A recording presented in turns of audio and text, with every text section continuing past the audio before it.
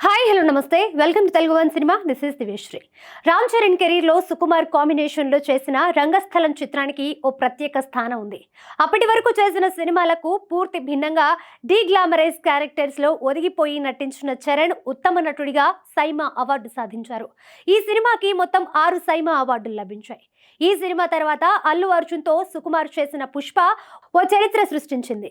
100 ఏళ్లు తెలుగు చలనచిత్ర చరిత్రలో ఎవరూ సాధించని జాతీయ ఉత్తమ నటుడి అవార్డును అందుకున్న తొలి తెలుగు హీరోగా అల్లు అర్జున్ రికార్డు సృష్టించాడు. ఇప్పుడు ఆ సినిమాకి సీక్వెల్ గా పుష్ప 2 చిత్రాన్ని రూపొందించే పనిలో బిజీగా ఉన్నాడు సుకుమార్. ఈ చిత్రాన్ని ఈ ఏడాది చివరిలో రిలీజ్ చేసేందుకు సన్నాహాలు చేస్తున్నారు. ఇదిలా ఉంటే రంగస్థలం తర్వాత రామ్ చరణ్ తో మరో విభిన్న చిత్రాన్ని రూపొందించేందుకు సిద్ధమవుతున్నాడు సుకుమార్.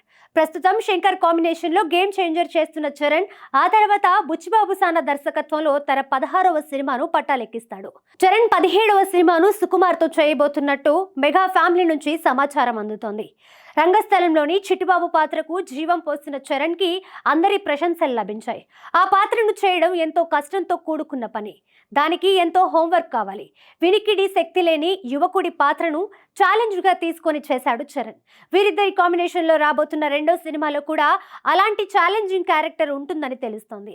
చరణ్, సుకుమార్ తాము చేస్తున్న సినిమాల తాలూకు వర్క్ పూర్తయిన తర్వాత ఈ ప్రాజెక్ట్ ని స్టార్ట్ చేసే అవకాశం ఉందని తెలుస్తోంది. అయితే ఇప్పటికే దీనికి సంబంధించిన స్టోరీ వర్క్ పూర్తయిందట.